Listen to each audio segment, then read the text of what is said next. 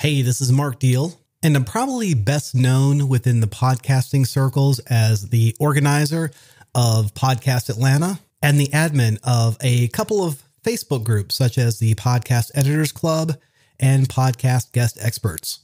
This will actually be my first Podfest, and I'm excited to speak at a panel on growing your community through local meetups on Saturday, February 10th at 9:25 a.m. Though I'm pretty active within the podcasting community, my main podcasting role is that of a podcast producer for attorneys and law firms.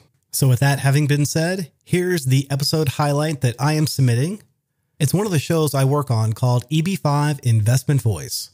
And I like this particular episode because I had a chance to interview a past presidential candidate, Reverend Jesse Jackson. Take a listen if you're so inclined, and do find me at Podfest. Come up and say hi. Welcome to EB5 Investment Voice, where attorney insights intersects with immigration investments. If you are a foreign investor, domestic fund manager, or enterprising entrepreneur and want to get the most out of the EB5 program, you have come to the right place. I'm Mark Deal, and I'll be your co-host on this journey. I'm joined by your host, Mona Shaw, and other attorneys at Mona Shaw & Associates, as well as immigration leaders from around the world. So let's get into EB5 Investment Voice. Mona Shaw, how are you doing today? I'm very well, Mark. I know we have a guest today, and so I would like to introduce him. He's delighted to be here, too. For nearly 50 years, he has played a pivotal role in virtually every movement for peace, civil rights, empowerment, gender equality, and social justice all over the world. Please join me in welcoming to the show the great unifier, the consciousness of the nation, the Reverend Jesse L. Jackson Sr. Reverend Jackson, how are you doing today? I'm delighted to be with you and Mark today. I'm so delighted. Reverend, we are honored that you are here today with us. So, as Marvin Gaye would say, let's get it on. Right. Let's get it on. Let's do. Mark, we can't go further without mentioning something of what's been going on. We've been inundated with calls and messages from clients who are worried about the president's executive order. So we wanted to actually just start by just saying a couple of words about it. I would agree. We can't ignore it, so let's address it. Right. It's really a comedy and a calamity of missteps. America is rebelling against these steps. They're going contrary to our policies, even to reasonable, rational sense. For example, one day you make a priority building a wall between us and Mexico, which essentially is Latin America. 2/3 of this hemisphere is Spanish-speaking. Right. North America is only 1/3 of our hemisphere. So to push off Mexico, South Central Latin America, that's a step in the wrong direction, it seems. Then to get entangled with China and Taiwan, and to embroil them in fears, that is another source of sensitivity. And the Japanese, another source of sensitivity, are the Europeans on the issue of the role of NATO vis-a-vis Putin and Russia, another sensitivity. And now the issue of refugees. I might add that it's a moral issue. Jesus was a refugee. Egypt was a sanctuary, sparing his life on the facing genocide. People tried to come in from all over the world on the American promise of giving your child, your poor, your whole masses who yearn to breathe free. And this time, the turn away is so reminiscent of what happened to people trying to escape Germany in World War II. A ship came here full of Jewish people called the St. Louis. Right. And they were turned away and sent back to death. So to turn refugees away is immoral. And with one stroke of the pen, President Trump isolated America from most of the world. Right. I do want to echo not only your words, Reverend, but also to our clients and investors. This view is not what the majority do feel in this country. As Americans, everybody, we do welcome not just refugees, but people from all walks and all faiths. And tell investors this point of view will not prevail. Right. The Assistant Attorney General was fired, but really as a conscience objector. The generals around him and the key cabinet people, they didn't know about it. They don't agree with it. Those who march at airports all around the country didn't know about it. And so there's a sense in which Mr. Trump at this point is going against the wind. And, well, he's the captain of the ship. The winds of hope and inclusion are blowing, and those winds will determine the course of the American ship. I so agree. For investors and for people who might have just visited these countries or might have done a period of time working in, maybe they've worked a year in Iran or something, you are not precluded from coming into this country. Whether or not you don't feel like coming in anymore is a different story, but I can stress to you that the vast majority of American people do not feel this way. Oddly enough, the U.S. Congress, Republicans and Democrats alike, Yeah. the sense of bad judgment has offended both parties because it's not the American way. It's not good for business. It's not good morality. It's not good for humanity. After all, it was our intervention into Iraq on the false premise that began this process of calamity in the first place. It was our bad judgment on a lie to go into Iraq, kill up a lot of people, then go fast forward into Libya, and then get hung up in Syria. We helped create the crisis, and we have a real moral obligation and the capacity to help remedy it. You don't remedy it by humiliating people who save their little dollars and dimes and nickels and pennies, and they come this way only to go from the airport to detention. What a horrible sight. That will stop. Well, thank you for those words, Reverend, and I know that our listeners will really appreciate what you have had to say. We had scheduled this podcast for a different reason. We had asked you, of course, none of us knew that all of this was going to happen a couple of days just before our podcast, but we've asked you to come on the show for the purpose of introducing the Rainbow Bush Coalition and the Wall Street Project and how EB5 really fits into all of this. Rainbow Bush Wall Street Project encourages investment, local, national, foreign investment, and development. Inclusion is the key to growth. When there's growth, everybody wins. As a civil rights matter, this is the fourth stage of our struggle. African Americans were in this country for 246 years in slavery. We were the commodity on the commodity exchange. Another 100 years of legal apartheid in this country, or Jim Crow. Then we got the right to vote, the third stage. But the fourth stage of our development is access to capital and industry and technology and deal flow. And while many African Americans and Latinos have been locked out of the economy, we are the fast emerging market. The 100 largest cities are majority black and brown, for example. These cities now, it's clear, need infrastructure. Even Trump is talking about infrastructure in these cities. By an infrastructure comes houses and business and development, which becomes investable projects. Most of these ghettos or these urban barrios represent market, money, talent, location, and growth.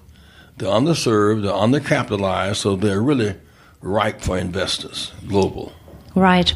And the Rainbow Push Coalition has come forth, or rather it's the Wall Street Project, has come forth with some amazing projects. And you have an event coming up, Reverend. February 15th to 17th here at the Grand Hyatt Hotel in New York City. Right. And what is this event?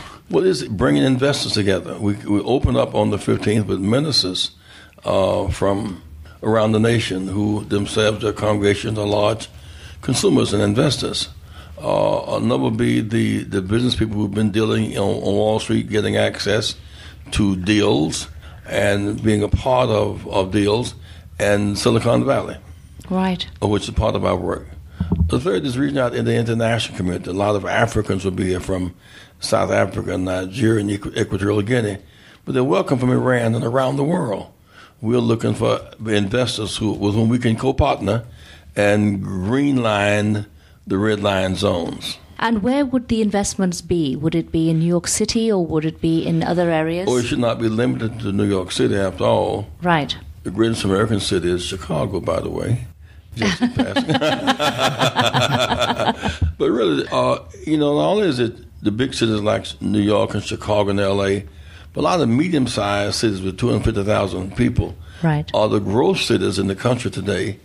Like Flint, Michigan, the focus right now is on the issue of lead in the paints, water and lead paints. But that's the city that GM was founded in. It's about an hour and a half away from Detroit. The city is 150,000 people. The city the size of Flint will not be getting infrastructure, but infrastructure will come business, right, and investment, and houses and small businesses, and not so small businesses. And so I think America has some low-hanging fruit when it comes to being ripe for investment.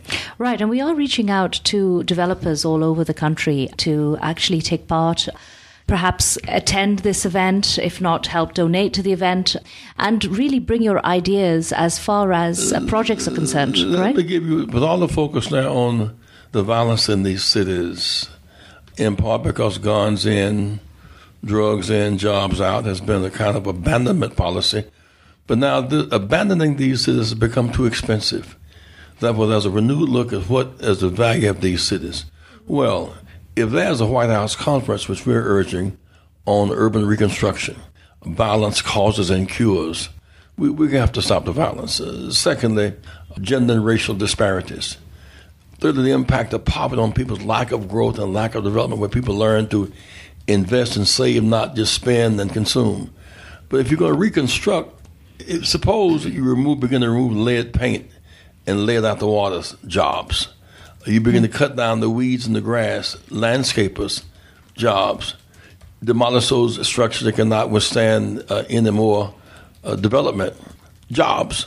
For those structures that can be restarted, the sunken roofs and the broken sidewalks. The point is, these cities are ripe for a major investment opportunity.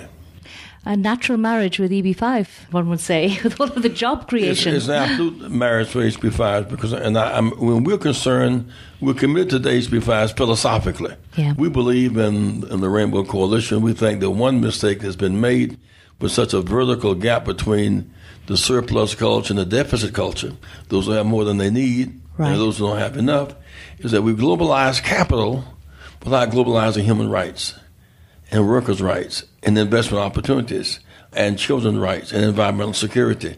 We must globalize all of this. For example, if the U.S. were playing China in a basketball game, as they do in the Olympics, yeah, and what is the salient characteristic of that game, and is very welcomed, is because the playing field is even. And the rule of the public, goals are clear, the referees are fair, and the score is transparent. Let the winner win, let the loser lose, and shake hands and move on to the next game. Those conditions should expand to trade and investment. Right now, the concern is that if it goes over to a trade Olympics rather than athletic Olympics, the playing field is not even. Wrong. Rules not public, goals not clear, referees not fair, score not transparent. We must globalize economic investment opportunities. Wow, that's a great point of view. Reverend, tell us about some of the successful projects and investments that the Rainbow Coalition have done previously. One of the things we've been able to do is the New York Stock Exchange to recognize the Dr. King holiday, which they were not doing. It's now an official holiday. Wall Street closes on January 15th, the King holiday. That's a success. But beyond that, we've been able to get investors involved in these pension fund deals and the hedge fund deals, and then these buyouts and buybacks, the whole range of economic opportunities that come off of Wall Street mainly, but also Peachtree Street in Atlanta, or LaSalle Street in Chicago, or Silicon Valley. So there's a great diversity of opportunity, and there's no talent shortage, there's an opportunity shortage. Right. But there's always an investment shortage. So those who have a will to invest and take reasonable risk, there's a market here awaiting you. I love how you've poised this, that now we want to encourage the investment, access to capital and industry for, the areas that haven't seen this in, probably the history of the country, or maybe there's focus and that focus is taken away. What development projects are you happy to facilitate through the Rainbow Push that will benefit the urban community? Well, these urban communities need adequate and affordable housing. They'll need schools refurbished. Chicago, for example, 80,000 vacant homes and abandoned lots. Detroit, 100,000 vacant homes and abandoned lots. They'll need housing reconstruction. Chicago closed 50 public schools. And they'll need school reconstruction. They'll need infrastructure, as we now begin to talk about fast rail, where we make steel, lay rail, build trains and cars, connect towns and cities and suburbs. For too long, we have ignored these possibilities. But now we've come full circle. We know that jails are too expensive. We know lack of education is too expensive. We know lack of investment. Too much concentrated investment is a mistake. So there's a sense now we must broaden the investment base and broaden the benefits that are reaped from it. Mark, one of the main goals as well that we are trying to get out of this whole event is the fact that EB5 projects don't have to be the big glamour hotels or the big glamour projects. a person can invest in something and really help the needy and have a return and get his money back, and as well as create jobs. You know, it may be you want to buy a number of car dealerships, right? Food franchises, stores, a number of less than the high glamour events, but any investment that gives you return on your investment is glamorous. Right. This indeed may be glamorous because we're talking about real estate, which EB5 pairs with very well in areas that underutilized resources and are currently, undervalued areas. I say currently undervalued because I can imagine that the value of these areas, these urban areas, would be increased significantly with new houses and new schools and investment into people's lives and investment into people's education, investment into people's well-being. Well, also to find partners. You know, if I were to go to Hong Kong right now, I would not know with whom to invest. I wouldn't know the players. Right. Here, we can facilitate relationships.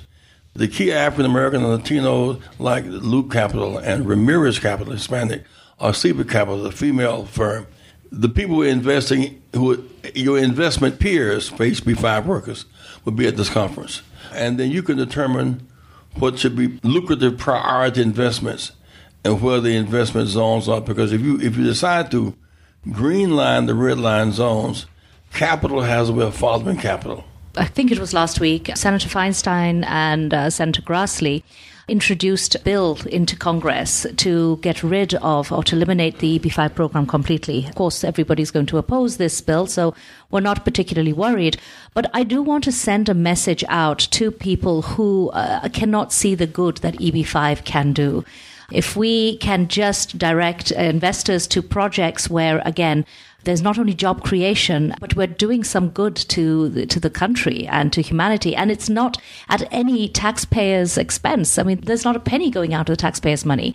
It's all new capital coming in and forming jobs, creating an environment whereby there is an economic prosperity. And at the same time, these new investors are welcome into the country and eventually come down the path of they get residency and citizenship. A major bridge collapsed in Minneapolis, Minnesota. Yes. For example. Yeah. Often the railroads business is lacking because of lack of tracks and infrastructure development. So there's now a sense in which we know that airports have to be rebuilt, and trains and train stations and airplanes. So there is really no limit as to what are investable projects. And I want to meet with some EB potential investors to connect them with, to facilitate, connect them with. That's what we really want to have a major session with potential EB investors to connect them with their appropriate peers here in New York and America. Reverend, how can people get involved? What would you suggest? I mean, other than attending the event on February 15th and 17th, who would when you attend the event, you'll get to meet the people that you should form relationships and partnerships with. I think that's the real deal. You can read the logistics of the event, but to me, the value of coming is to be in an environment where there are other potential allies in the process. And I have to say that your Wall Street Project Economic Summit has some amazing speakers, Reverend. You have Honorable Charles Schumer, U.S. Senator from New York. You have Charles Rangel, a long-time representative from New York. You have Scott Stringer. You have Kurt Summers. You have Benjamin Crump.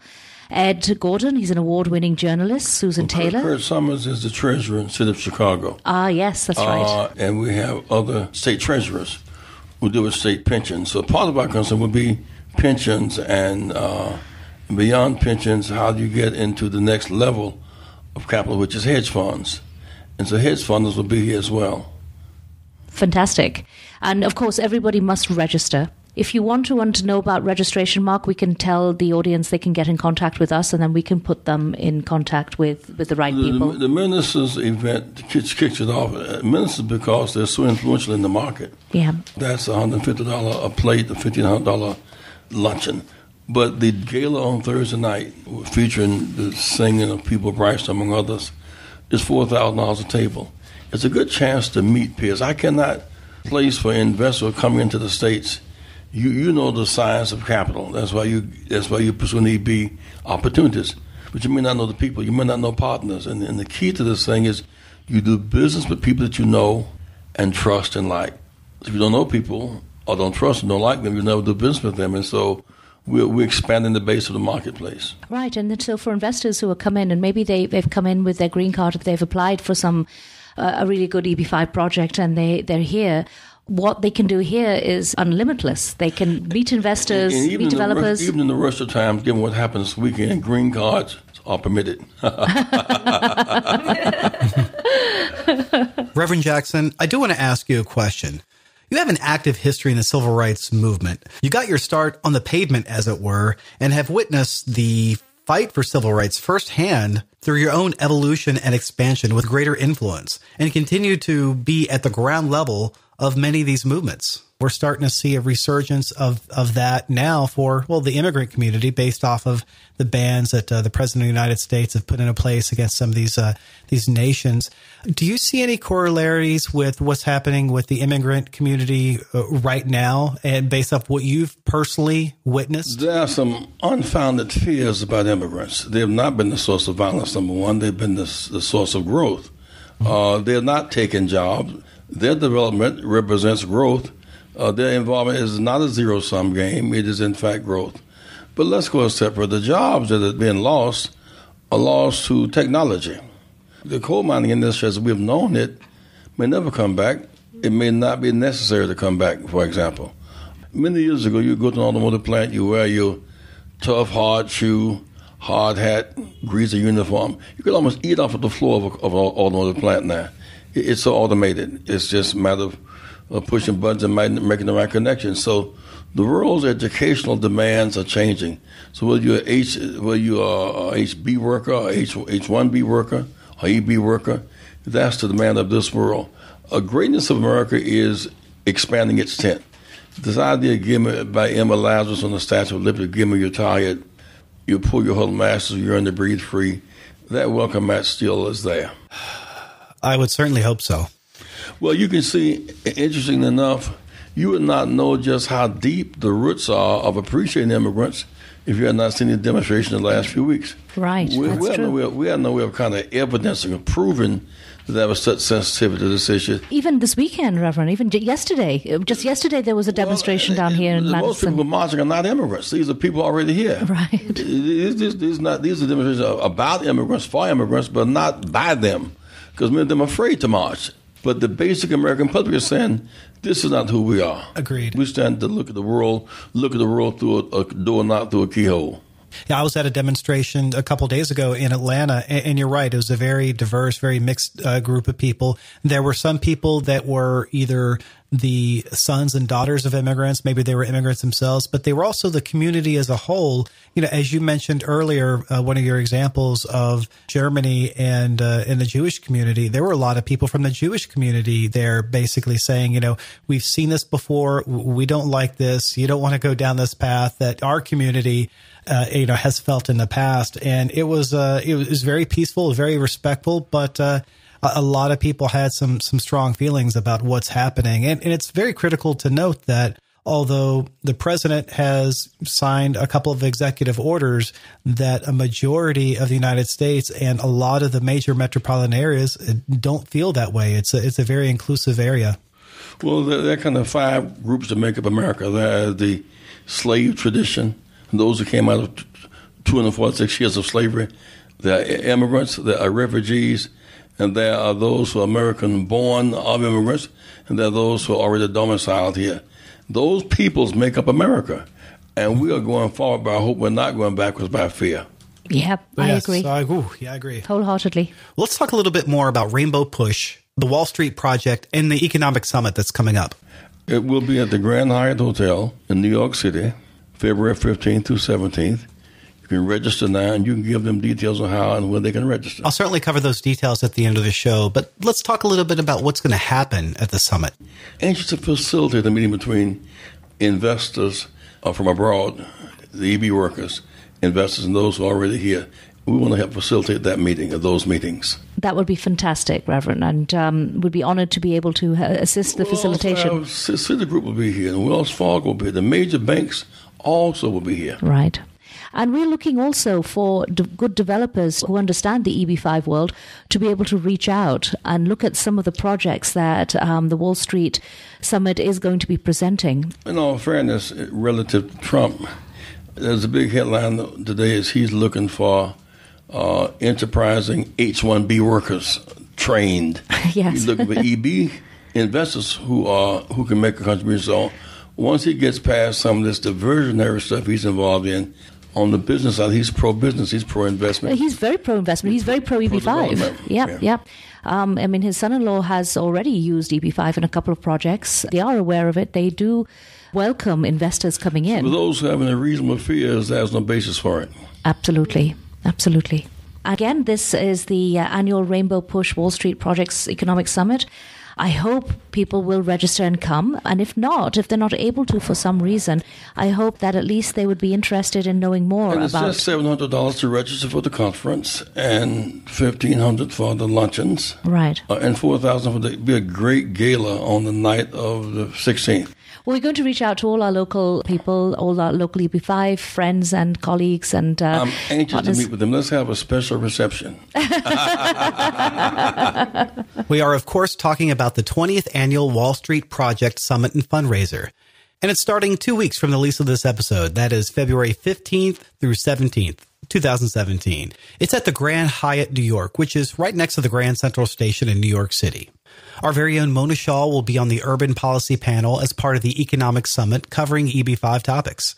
In addition to the summit, there is also an annual gala fundraiser, which will be on Thursday night, February 16th. As Reverend Jackson mentioned, the General Summit and gala tickets are available for $700. Of course, day passes and individual event access is also available.